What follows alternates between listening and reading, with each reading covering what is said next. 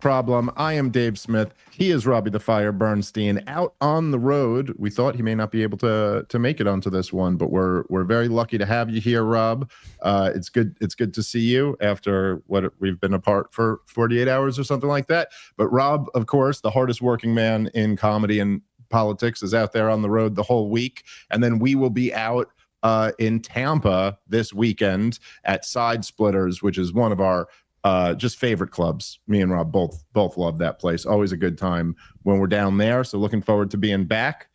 I believe Tom Woods is coming out to one of the shows. So we'll get to hang out with the master for a little bit. Should be a fun time. ComicDaveSmith.com for all those ticket links. And do you have any shows in between now and then, Rob?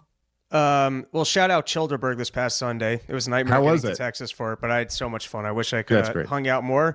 And then next weekend, I'm out in California, got shows in Los Angeles and outside of San Diego. And then after that, I added a New York City run, added Charleston, got a Boston, New Hampshire, Jacksonville, Florida, Savannah, and I think that's it for the year. Go to porchtour.com and get some tickets. Man, it is all that time I spend loving my wife and children. Rob just spends doing more comedy. It really is. It's impressive, but good for you. Go check out Rob. Of course, absolutely hilarious. All right, let's get into it. Obviously, the big topic for today is this ceasefire in the Middle East, and this is a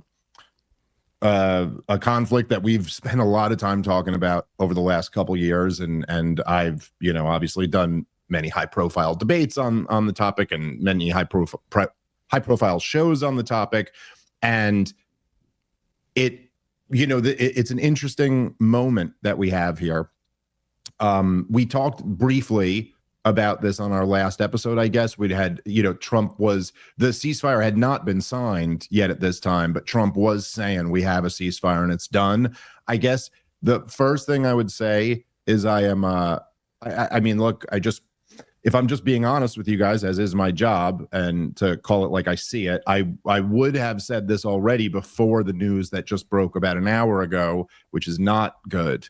We'll get into that in a second, but I'm really just not optimistic about this. There's it's being like, as often happens in these moments, Rob, there's like, when you're paying attention to news, there are just these moments where there's like waves. There's like a tornado of it. People are celebrating. Should Donald Trump get a Nobel Peace Prize? All this stuff about the grandest peace deal in modern history or something like that. And it's like, guys, we've had ceasefires before over the last 2 years of this conflict that have broken down. There's been many ceasefires over the decades between the Israelis and the Palestinians. Many have been broken by Israel, but several have been broken by Hamas. Like, it's just, we're really just not there. I hope more than anybody else, or not more than anybody else. I'm sure there's some people in Gaza who hope a little bit more, but as much as anybody here in America, I hope this goddamn thing is over. There's a lot that has to happen between this and an actual peace. And we can kind of get into that, because there's a major difference between a ceasefire and lasting peace. And that, all of that being said, it is very good. Like, this is a very positive development over this weekend. There's no question. It's a step in the right direction. Things are in a much better place right now than they were just last week. So that's great. There's from my understanding of this, I saw it reported I think Israel killed like 6 or 7 people in Gaza over the weekend. So it's not as if they haven't killed anybody there, but that is way down from a typical weekend over the last couple years, where you'd probably be looking at a couple hundred people dead. So that's something that's really good. There is supposed to be increased aid coming into Gaza. We will see what actually ends up with that. And there's been the remaining Israeli hostages in Gaza have been released in our home. A whole bunch of Palestinians who Israel was holding have been released as well. And so, look, in this imperfect world we live in, that is better than nothing. And like, less people dying is better than more people dying. and hostages being returned are better than hostages being kept in captivity. So we should, be happy about that. But in terms of the short term, let alone mid or long term prospects for peace, there's just still a lot of obstacles here that I don't see how they're going to be addressed. So any thoughts you have, Rob? You got to love Donald Trump's closing energy, though, that he's already done full celebrations, signing ceremonies in the work as he pushes everyone along into it. Like, no, this is totally done. It's complete. We're good to go. And you got to admire it, I guess that's kind of how he pushes things forward. So in this case, hopefully it sticks. Otherwise, he's going to look like quite the asshole. Yes, but, there's a very interesting dynamic that you just touched on there, which is one of the things that's kind of unique about this moment. It does look, typically speaking, and even still now, right? Like I'm turned off by that, by the you're hanging your mission accomplished banner up after a couple days of the rate of killing slowing down. You know what I mean? Like we don't like, but they're doing a good job of brushing any infractions by the Israelis throughout this war under the rug, which maybe that's necessary to move forward with peace. But, I think talk of pardons or otherwise, I think for the sake of universal justice, you'd like to see more accountability. But no, agreed. But look, I agree with your point. But I think as you're saying there, it's like, look, whatever, like maybe that's just not the thing that's actually going to move this to it be in a better place. I don't necessarily agree with that. But the point I was making, because I think what you touched on there is like maybe the most interesting dynamic of all of this is that like you're absolutely right that essentially Donald Trump has gone all in on this. He's really put all his chips into like, I just made this historic peace deal. And what's interesting about that, whereas like I don't, you're right there. I'm just switching cameras. I don't know what's going on with the other one. Yeah, no problem. But like, so I don't like the bluster and the, like this, like it's what Donald Trump's truly great at though, right? Like no one throws an event like Donald Trump. But I don't like that stuff. It's like, stop trying to trick me into thinking something happened that it didn't happen. But the thing in this dynamic is that might almost be what's necessary to make the thing stick, is that now Donald Trump has been pushed to a point where it is even more clearly like, again, in his political interest for this thing to stick. And it is a betrayal of him and his legacy if one side violates this thing. And so that adds an interesting dynamic. All right, guys, let's take a moment and thank our sponsor for today's show, which is The Wellness Company.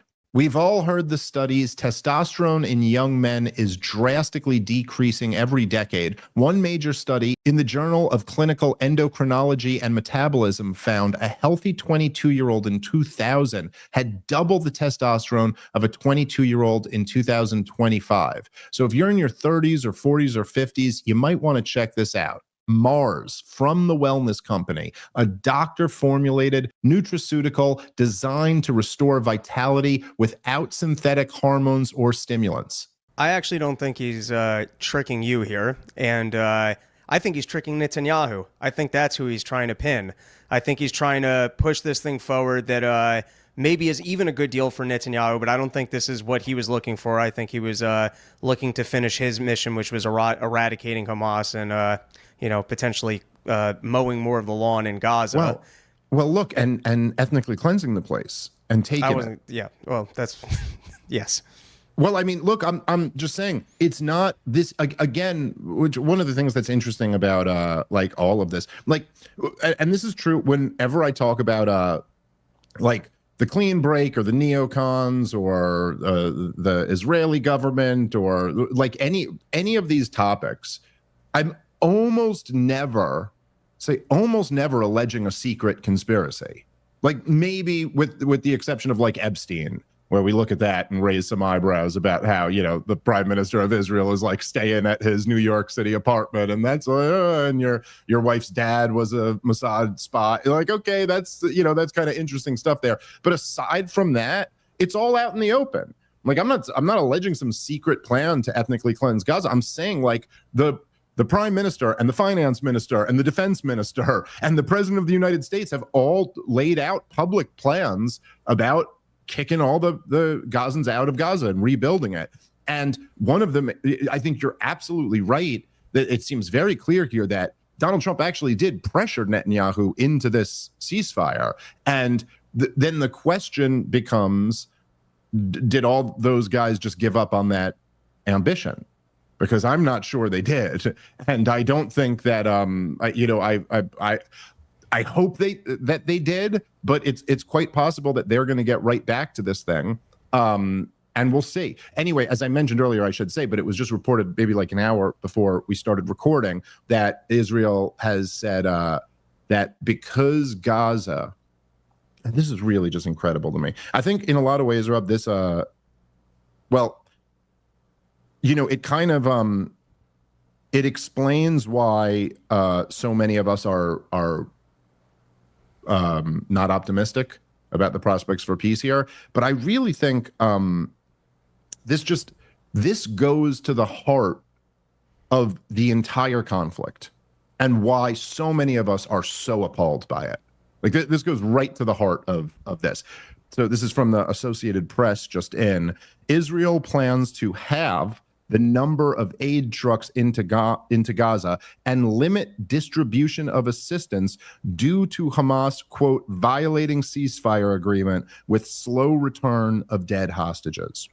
Now, it was, and I was just talking to Dave DeCamp about this earlier today, but it was known at the very beginning of the ceasefire that it was going to be very difficult for Gaza to get some of the remains of these hostages, and that, it's whatever, it was going to take some time.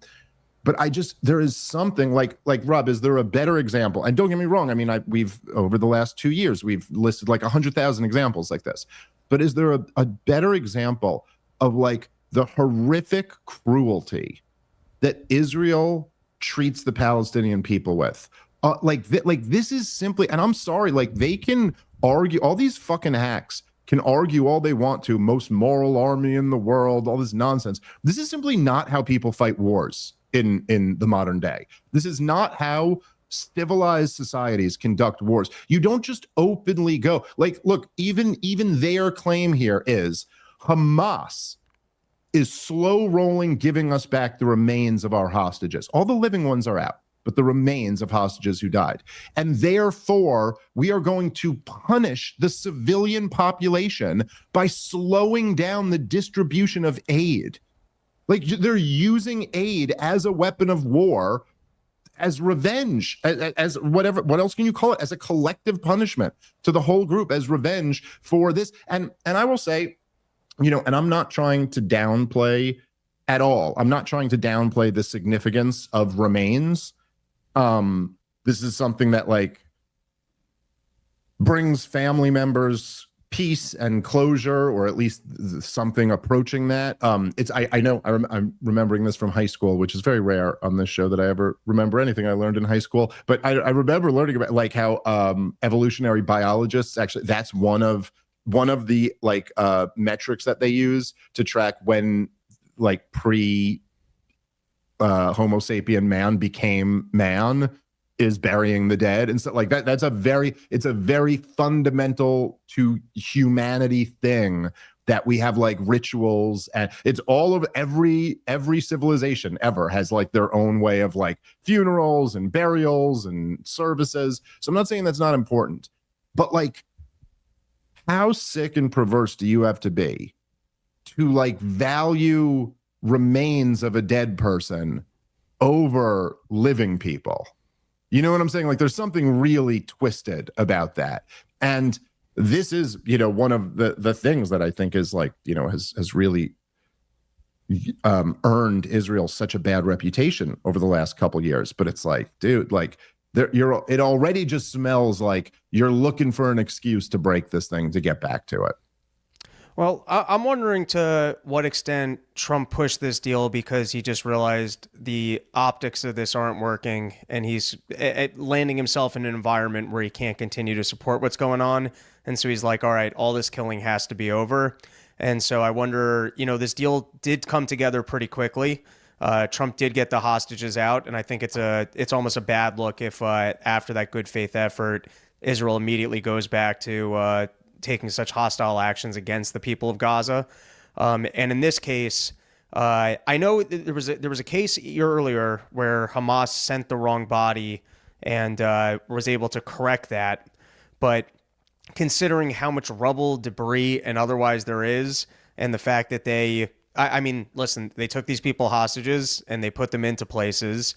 They are responsible for their deaths.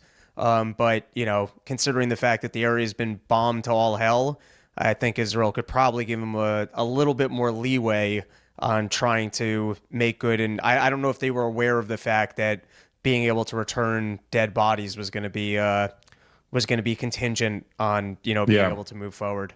Yeah. Well, yeah, it really is something. But the idea of just like punishing the civilian population, like there was just never, I just look, and I'm somebody who is like a fierce critic of U.S. foreign policy and the warfare state. But in all of our terror wars, there's just never an example of something like that. Or you just never heard a story where you went like the insurgents took out some of our guys with some roadside bombs, and so we are going to deny food to women and children. There's just never an example of something like that.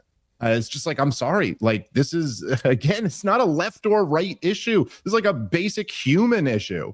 Like, no, you cannot do that to people. Now, I did, to your point though, I mean, because this really is like the $1 million question. What did they used to say? The $64,000 question? That used to be more money. Kind of ruined that. Yeah, one. Inflation really got that very. You're like, that's not even that big of a question anymore. It's because this can't even barely rent yourself an apartment. Yeah, right.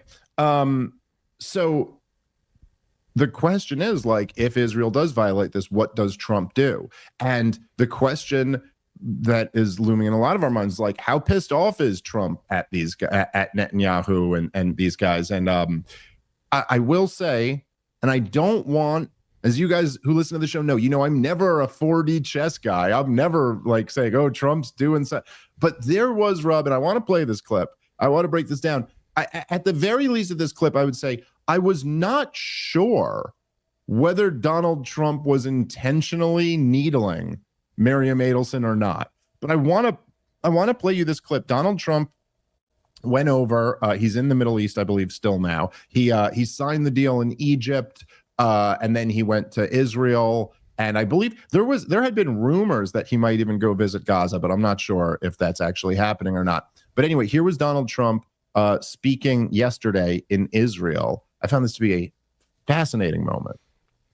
Broken promises from many other American presidents, that they kept promising. I never understood it until I got there. There was a lot of pressure put on these presidents. It was put on me too, but I didn't yield to the pressure. But every president for decades said, we're going to do it. The difference is I kept my promise and officially recognized the capital of Israel and moved the American embassy to Jerusalem.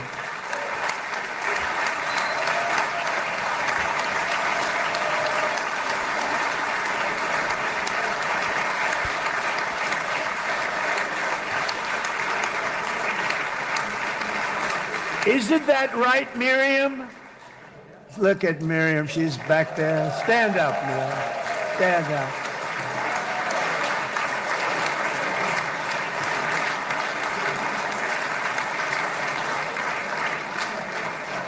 Miriam and Sheldon would come into the office. They'd call me.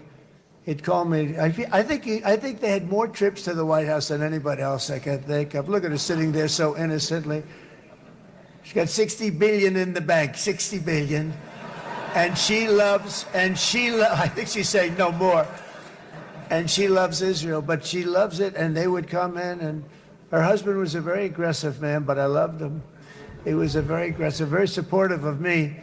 And he'd call up, can I come over and see you?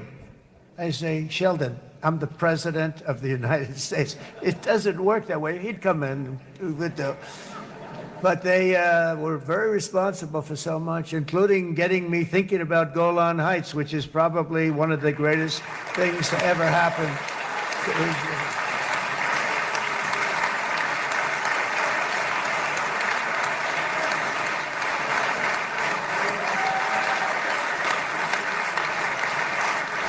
Miriam, stand up, please. She really is. I mean, she loves this country.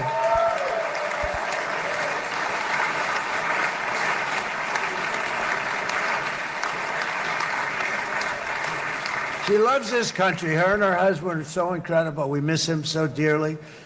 But I actually asked her, I'm going to get her in trouble with this, but I actually asked her once, I said, so Miriam, I know you love Israel.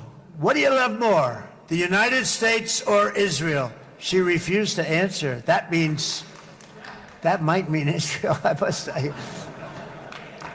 We love you. Thank you, darling, for being here. That's a great honor. Great honor. She's a wonderful woman. All right. I'm sorry, but that is just so wild that he said that out loud. And maybe I'm wrong, or I don't even know if wrong would be the word, because I'm not even saying I believe that, but it almost seemed like he was intentionally needling her. But even if not, it might just be that Donald Trump is Donald Trump. He just says the quiet part out loud because he's incapable of not saying the quiet part out loud. But either way, this is, and this is the thing, this is the dynamic that's really come to light in amongst the American public in a way like never before. That is not going anywhere. As long as this dynamic still exists, once people have seen it, they can't unsee it. But you are saying, I mean, just openly saying that this Jewish couple of billionaires, one of whom was born in, I guess, pre-Israel, I think. She was born in Palestine. The other of whom, Sheldon Adelson, I don't know if you've ever seen this before, Rob, but he's on record saying that his greatest regret in life is that when he served, he wore the U.S. military uniform rather than an IDF uniform, and bragging about how his kids were like this dude. This is a multi-billionaire who was an American citizen who had his kids go fight for the IDF. You got to be, that is a level of zealotry, like that's a level of like these are true believers in the cause of a foreign country, even joking about how they are loyal to that country over this country. This woman has given Donald Trump hundreds of millions of dollars in his political campaigns. I think she gave him $100 million in 2024. And he is literally saying, these people, the Jewish billionaires who gave me all this money, are the reason why I recognized the Golan Heights, are the reason why I moved the embassy from Tel Aviv to Jerusalem. These people who operate as American citizens, yet are loyal to a foreign country. This is fucking indefensible. Like, what can you say about this, Rob? Well, I think what Trump is doing here, it's classic Trump. It's the same as when the liberals were going after Trump with all of those horrendous lawsuits. And they just had this feeling of, well, we got to get him. Doesn't matter if we're being principled. We got to get him. I don't care. Do what you got to do. Play dirty. You got to get him. And Donald Trump has a similar thing, which is if he's winning, the American people are winning. And so something like this doesn't actually seem bad to him, because to you and I were like, wait a second, are you admitting that a Jewish billionaire gave you funds and you enacted a foreign policy because of the campaign donations that they made to you? And so to us, that's the worst thing anyone could admit to. Any foreign donation should not be influencing policy. We all understand it works that way. And your bigger donors shouldn't be able to just walk into the White House and discuss their agenda with you. We all understand that it does work that way. But those are things that you should never say out loud. But to Donald Trump, look, I managed to get these people to give me enough money that I could win a campaign, and all I had to do was give this to them in return. To him, that's him winning, and his base is so stupid that when he's winning, they feel like they're winning. So he's saying the quiet part out loud. In terms of when he pokes at her with she loves Israel even more, that's just classic ADD Donald Trump, and it's neither here nor there, where he does like to kind of jab at people to show you, hey, I'm the boss here. But I don't actually think he was trying to slight her or take aim at her. I think that's just maybe not classic Donald Trump, like ADD aside. No, you might be right about that, but it was also, he also did have that weird, we don't have to play the video of that. I know you did send that earlier, Rob, but also just the moment where he starts saying you should pardon Netanyahu and all this. It's like, he doesn't have any pardoning power. He's just bringing up that Netanyahu has these charges, you know, like looming in the background. Like, it's just, it's like, it's so funny. It's like on the day that you're celebrating signing this ceasefire agreement and you're like, look, and you really shouldn't put this guy in jail. A lot of people are saying he should go to jail, but I don't know. I say he shouldn't go to jail. They're saying he did terrible things. But it is just like, you know, especially like, you know, Donald Trump, of course, as you said, you know, he's doing the Donald Trump thing. So he's bragging about his achievements and he's still got his script down about how it was, you know, moving the embassy, recognizing the Golan Heights, things like that.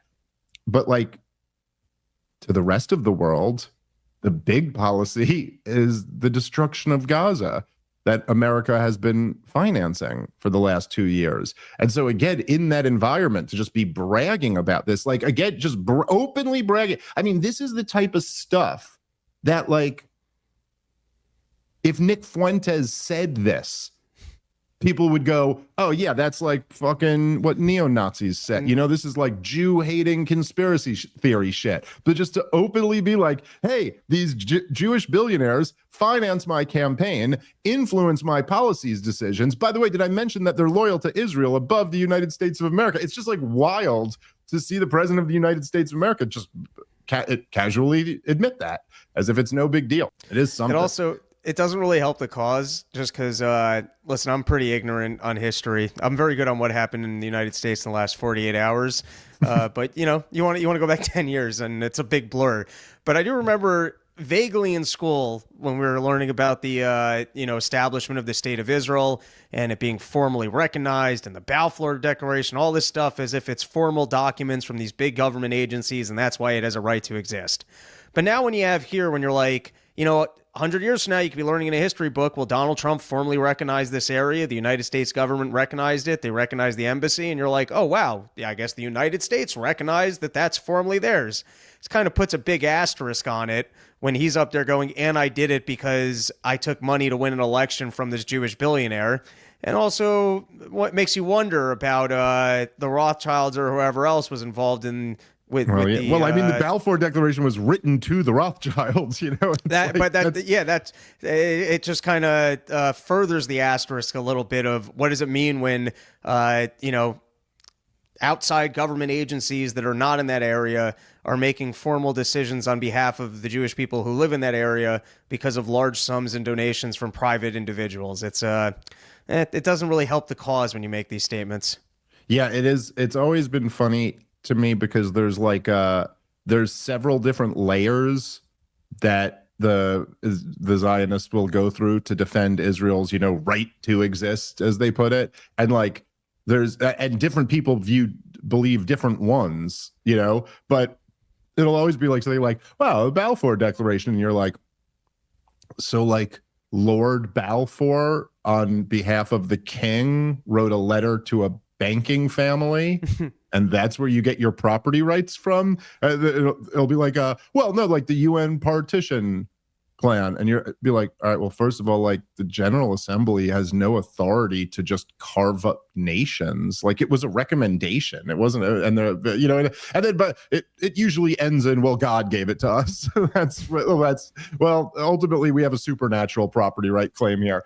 But anyway, yeah, it is all pretty wild. It has been one of the things that I think has been really fascinating, to me at least, watching on social media over the last couple days has been the reaction of the Israel supporters who are, look, like I've said, for the whole last 2 years, it has been really eye-opening for me and shocking to see how it's a combination of two things. It's like how bad the Israeli PR game is in the new media landscape, like how much it does not work in this new, like it's like the tactics, the things that worked in the old world do not work here. And so number one, how bad they are at, and number two, like their inability to adjust on the fly. and go just to go like, hey, this is not working. Like, this is a disaster. So we got to try something else. Kind of, I guess in some sense, like in the spirit of the letter that Charlie Kirk wrote to Benjamin Netanyahu, where he's just like, hey, dude, we are getting killed out here. Like, we need a whole new plan of how to attack this. But it's been interesting now. It seems like in this very desperate attempt, they're trying to be like, we won. Like, again, I'm not like alleging that there's any type of like coordination in this. I mean, maybe there is, but I have no idea. But it does seem like it's. My Twitter has just been blowing up with all the usual suspects, all of them saying the exact same thing, and it's some version of like, oh, all the people who said it was a genocide aren't celebrating now that the genocide's over. I guess you didn't really care about that. Or like, oh, you don't even want this to end because it's a grift or something like that, which is always, number one, to me, just the most bizarre thing. I've had this accusation a lot over the last few days of, oh, you actually want the thing to keep going because this is what you talk about. And it's like, by that logic, you can never oppose anything. Right? Like, you could never be against anything. Yeah, bring back COVID. I'd rather talk about that if you want to give me my choice of topics. Well, I mean, like, honestly, like, yeah, like, well, look, you just said it. What a great example. You've been doing this show 10 years. I've been here 8. Believe me, government's going to be doing something stupid that we're looking to talk about. And if they don't, we'll fall back to doing some internet clips of stupidity. But it would be like, I'd rather just make fun of. Well, it would be like accusing an abolitionist of loving slavery because what are you going to talk about now that slavery's gone? It's like, I don't know, something else. I'll be fine. Believe me, I'll be fine. I'll make that trade in a heartbeat. Let this goddamn genocide end, and then I will figure out what else to talk about. And by the way, it is just as you brought up COVID, like, I didn't even think about that, but that really is a great example. Like, we were the COVID guys, essentially in people's minds. And I did high profile debates on the topic and did huge podcasts on the show. And we talked about it every goddamn day for years. And then it went away. And you know what? Great. I'll still, like, dude, what are you talking about? I'm still going to have awesome shit to say about the next thing that's going on. And so whatever, it's fine. There'll always, unfortunately, there'll always be a crisis. There'll always be something the government's doing that's corrupt and wrong and hurting the country. And I'll be talking about that stuff. And look, if all that shit went away, then I would just go be a great stand-up comedian. Like, I don't care. It's such a like loser mentality that people have that, like, listen, dude, if I lost my entire career and every dime I own, I'd go be successful at something else. I would just go, you know what I mean? Like, I just like, that's because I'm still me. I don't know. Anyway, this whole narrative is so bizarre to me. And of course it's, I guess you go to the head of the, multi-headed monster. And let's just hear it from Ben Shapiro himself, who had this take. I get it. Like, let's break this down for a second, because it is like the most bizarre take imaginable. There's a certain desperation, and I've seen this several times, like at the end of COVID, at the end of wokeism, at the end of like Russiagate, where there's this desperation to pull a win out like somewhere. And so here's Ben Shapiro on the ceasefire. I do have a question. Where are all the people who kept yelling about genocide? Where did they go? Like, seriously, where did they go?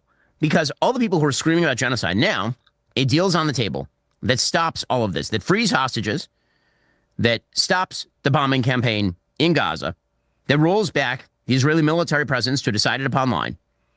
And they've all ghosted the internet. They're gone. They disappeared. Poof. They're just gone. Pause it for a second. It's kind of amazing.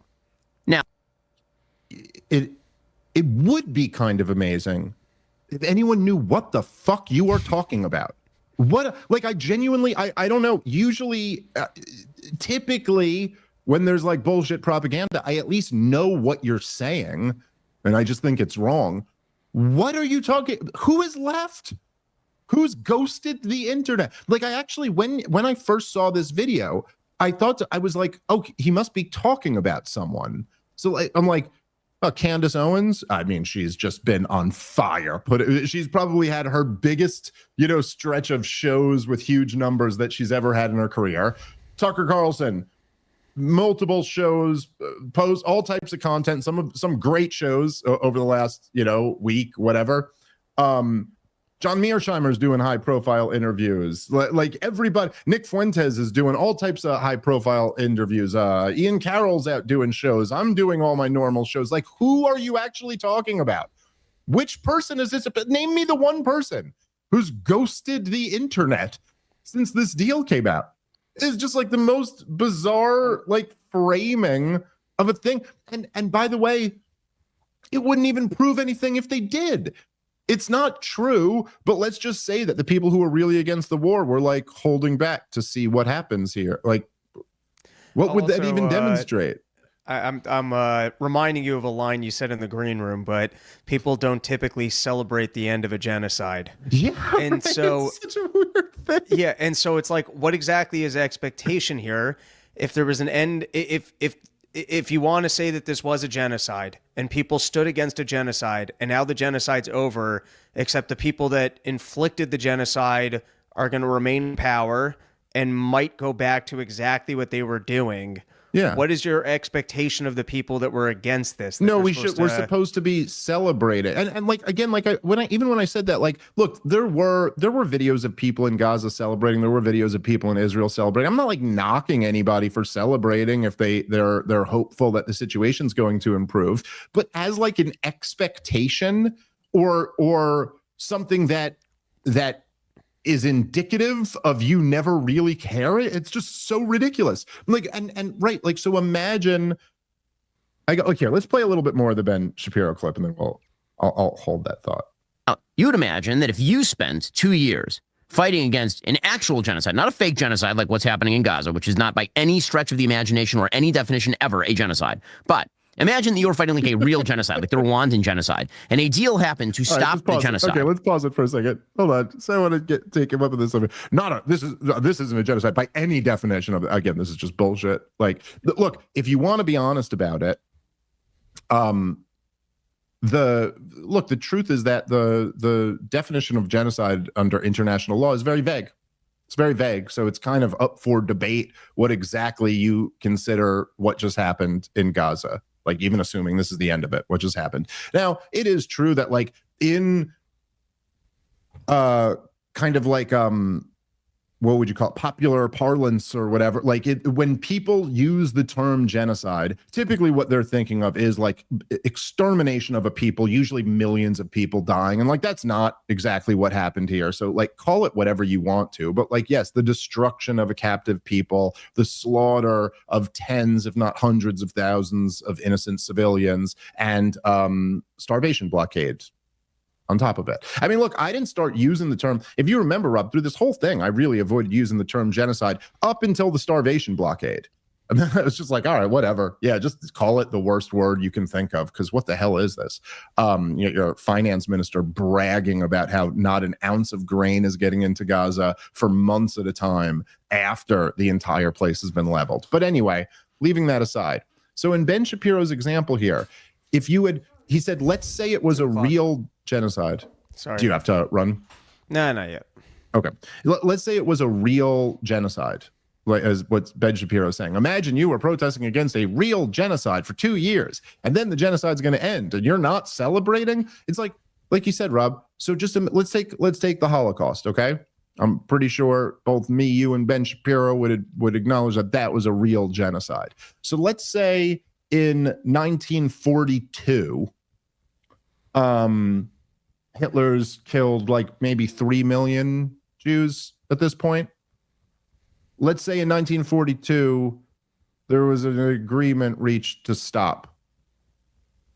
Hitler stays in power, and Hitler still controls most of Europe, and he still controls the government that is ruling over millions of Jewish people, and he might go back to it.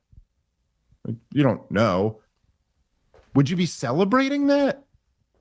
Like, I don't know. It's just very weird. Look, honestly, I don't think there's any end to this personally that I would celebrate. Like, again, I'm not knocking anybody who does, But even if this was like a perfect peace that was worked out today, like, I mean, literally a perfect peace, a Palestinian state and,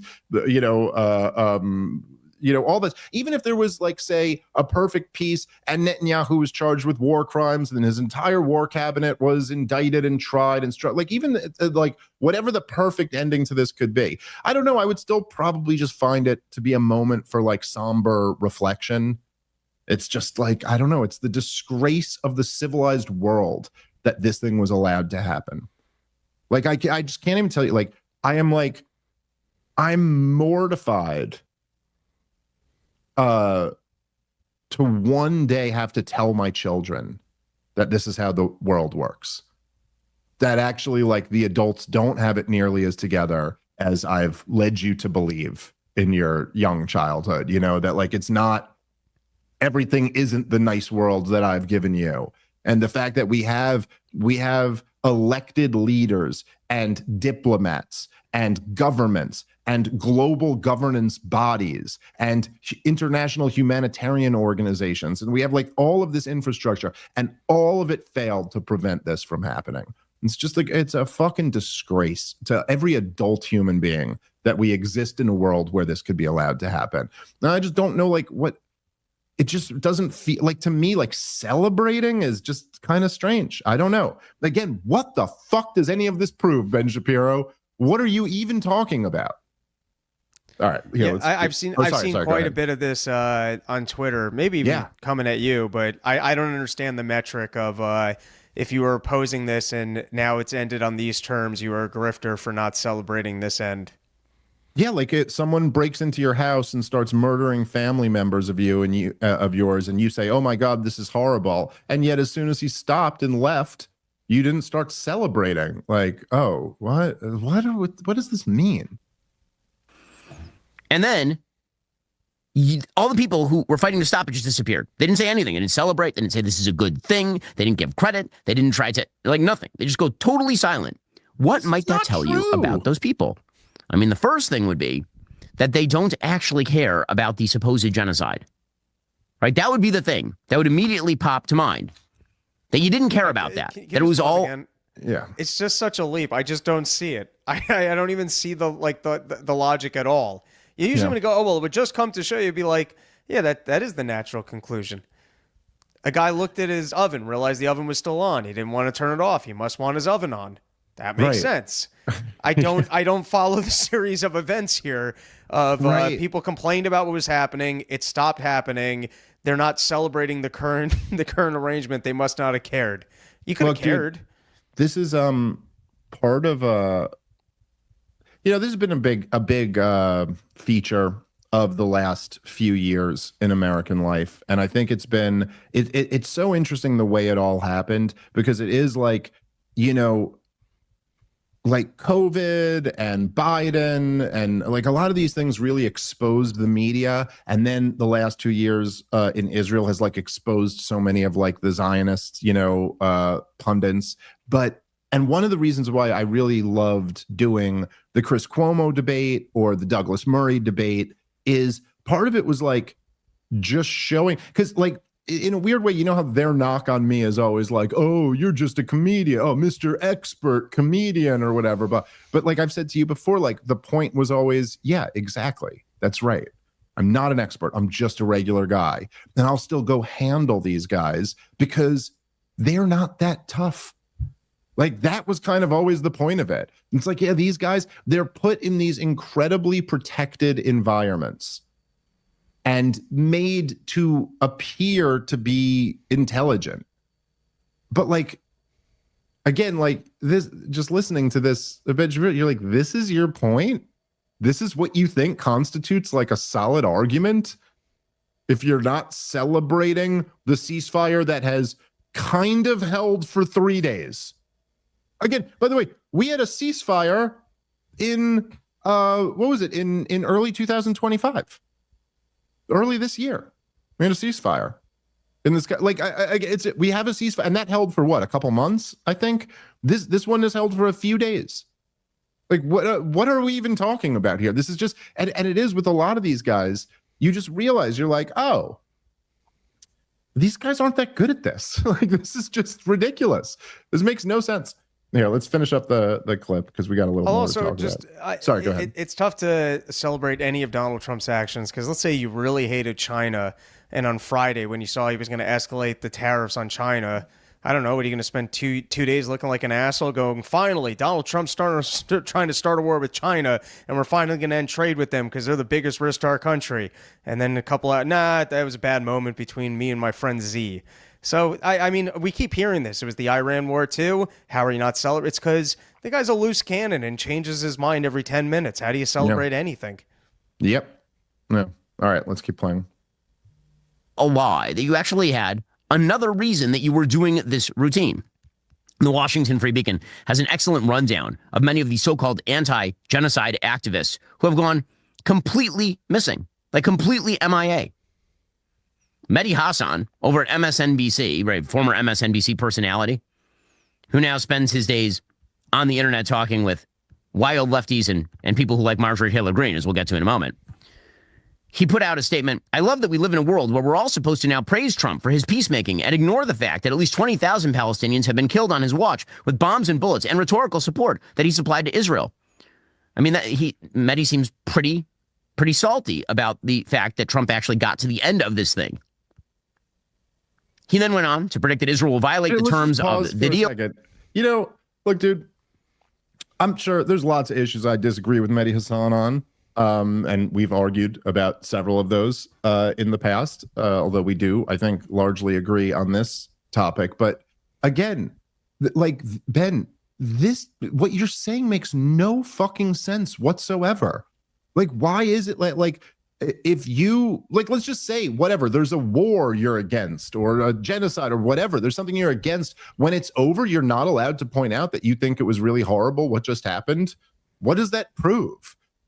Like, why would you not? Like, again, like, for these things, if Mehdi Hassan is right, which I think he is on this issue, but if Mehdi Hassan is right, then why would it make sense to celebrate the person who just financed the slaughter of tens of thousands of innocent people? Why would that make sense? Even if he stopped doing it, like, again, like, would you, like, if we're talking here for Ben Shapiro, let's speak your language, Adolf Hitler kills 6 million Jews. Let's say he stopped at 5 million and he just decided to stop. I shouldn't have done that. I'm done. And then I were to say, wow, Ben Shapiro's not celebrating Adolf Hitler. And in fact, he's still blaming him for the 5 million Jews he killed. What? Like, what world do we live in where that proves anything other than, yeah, this guy was against this. He was against what was being done to these people, and so he's still upset about that. This is just, anyway. Yeah, we don't even need to play the rest of this. It's just too dumb. I don't know. It's just, but anyway, I just wanted one example just to show you, like, this is how dumb what the fucking Zionists are saying. And it is, look, it's just a large dose of cope. You know, it's all like, dude, I was mentioning the other day that poll that had who do you sympathize with, Israel or Palestine, and the pre-October 7th poll was plus 48% for Israel, and the post or the most recent one is plus 1 for Palestine. These guys, it is like almost impossible to overstate what a collapse of public support there has been for Israel across the world. This isn't just in America, but it really matters in America because we are the world empire who props them up. But these guys have had, over the last 2 years, I mean, you cannot, like, I don't know any issue. You know, like, the only thing I could think of was, like, the COVID vaccine, where, like, you know, like, it was whatever it was, like 78% of the adult population got the first round, and then like half of that got the second round, and then half of that got the third round. By the time you came to the fourth round, it was like nobody was getting the thing anymore. But that was also a little bit different. It was a mutating virus that had also become much less deadly by that point. And so even the issue of the vaccine aside, people just weren't afraid of the vaccine. Once Omicron and then all the after Omicron variants, like COVID's still here. You know what I mean? People say, but just no one cares anymore. It's not that serious. So this is different than that. This is like a public policy issue. And could you imagine anything like, when you see these polls or like whatever, like, like a poll on abortion. I got to cut out, otherwise, Oh, no problem, get thrown out. They're going to watch me get pulled out of here. Rob's going to take off a little bit early. No problem. Later, everybody. Thank you. No, we'll see you out in Tampa. But so like what I was saying, I mean, imagine an issue like, you see like a public poll on abortion. And usually, I mean, I've seen different polls, but usually it's like there's a majority of the country are pro-choice, but it's not like a huge majority. It's like, so just for the sake of argument, say it's like 55% of Americans are pro-choice and like 44% or 45% are pro-life. And then 2 years later, 90% of the country is pro-life. Like that, you'd be like, whoa, what the hell happened in those 2 years? I mean, this is like you simply don't see shifts like that in public policy. Like it's just unheard of. That's what has happened to Israel. And, there's obviously several factors. As I've said many times, the two biggest factors, the two obvious ones are, number one, it's just so horrible and indefensible what they're doing to the Palestinian people. And then number two, that the relationship between the US government and the Israeli government it's just too crazy. It's too weird. And people notice that, and you can't stop them from noticing it. But, and I guess partially due to those two reasons, another part of the reason why support for Israel is just completely collapsed is because like this is what they got. Like this is the arguments that they're throwing out there. Their propaganda is so bad, and it's still kind of shocking to me. All right, let's before we wrap up, let's play the Mark Levin clip because I also did think this was of some value, and in some ways perhaps even kind of an answer to Ben Shapiro. So let's check in with Mark Levin. Time is right with the Trump peace plan to use this historic achievement to go to the next level, to protect us, to protect the West. That is, challenge the root cause of the problem, Islamist terrorism. And to be clear, I believe the only leader who can do this, who is bold, courageous, strategic, and have a real shot at making it work, is President Trump. Our State Department keeps a long list of terrorist organizations and the countries they are operating within. Beyond that, we know where the major actors are based. You can go online and see on the internet. Many very good groups, research groups, think tanks. They've laid it all out. It's right there. Of course, they're not only in the Middle East, these terrorist organizations, but many are. And it's a good place to start, particularly since we have this outstanding foundation, this platform, the Trump peace deal.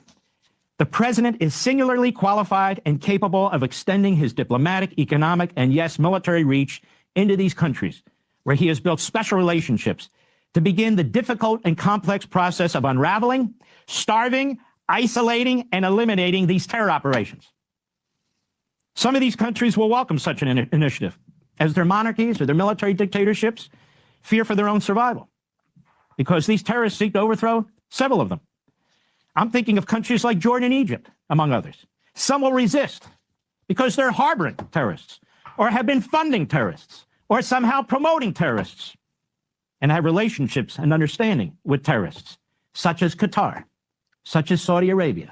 Yes, name them. So this shit is really unbelievable. And it's hard to overstate how sick these people are and how much of a cancer they are on the rest of society. I mean, this is Mark Levin. This is, hey, we should be celebrating this peace deal. And now that we have a peace deal, it's the opportunity for war. A whole new war on terrorism. That's what Mark Levin calls for. What will the theaters of these wars be? I don't know. How about Jordan, Egypt, Saudi Arabia, the UAE, for starters? Like, I'm sorry, like these people should be deported to Siberia or something. It's like, do you ever not want to fight a war?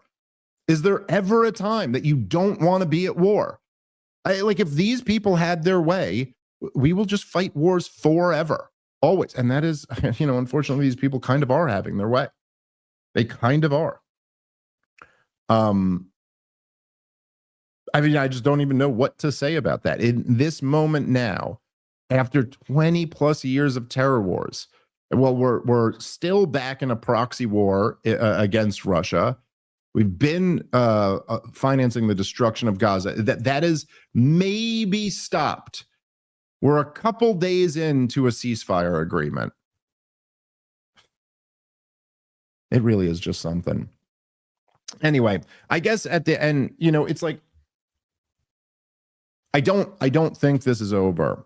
I hope I'm wrong about that. I don't think this is over, and I don't think that I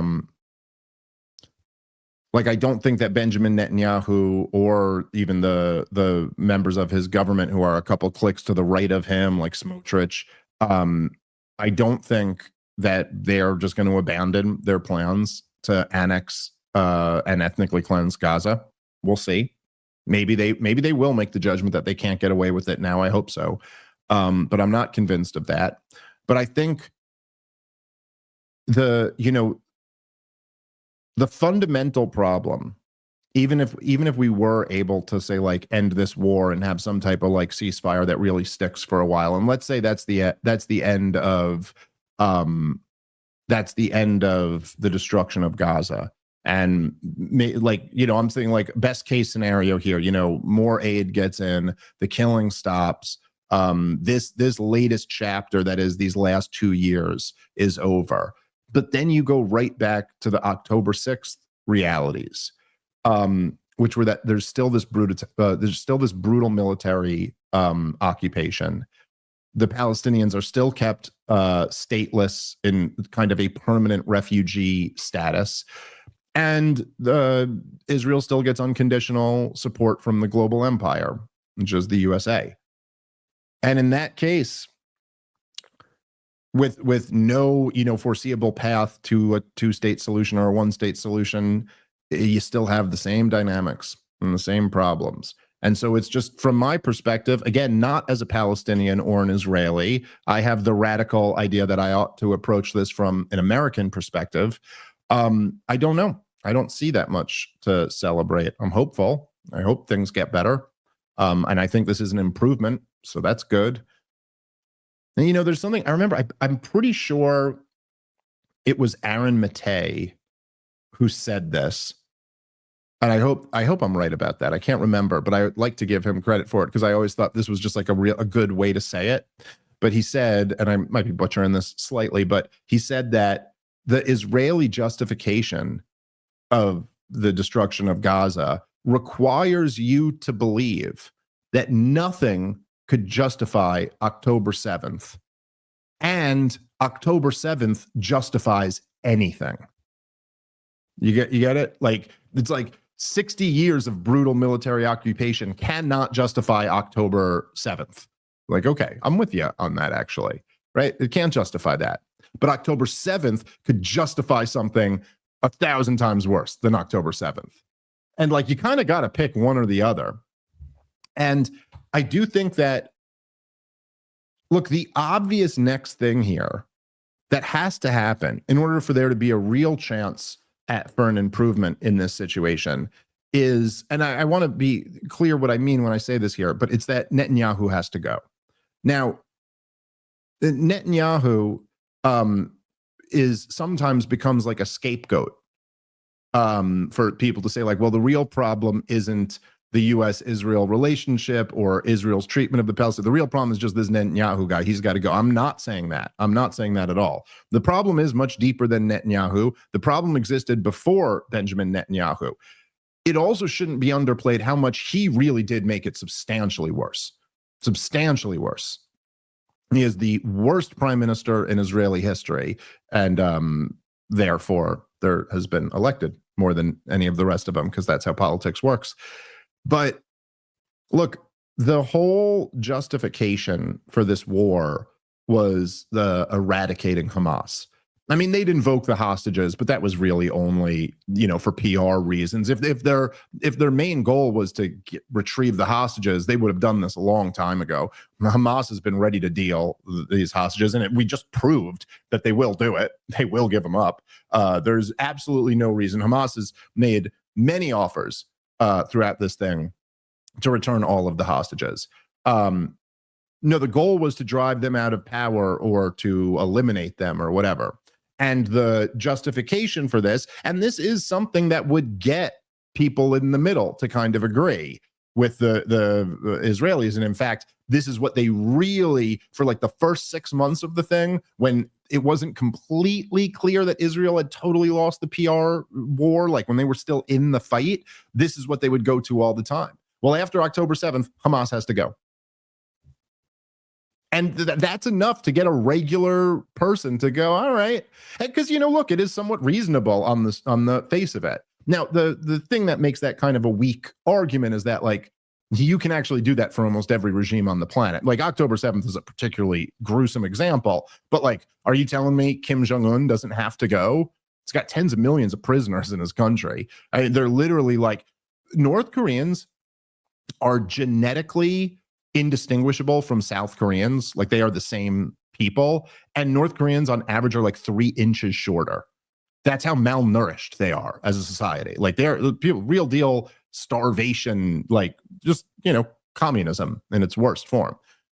I would say Kim Jong-un has to go, but that's a very different question than, like, should we launch a war there and slaughter a whole bunch of innocent people to overthrow him? And the answer to that is no. But so they would skip that part. But anyway, it's, look, there's obviously, this is what Piers Morgan used to always be moved by. Like, yeah, Hamas has to go. It's very easy to look at October 7th and then go, hey, whoever did that has to be out of power, So that's an easy enough argument.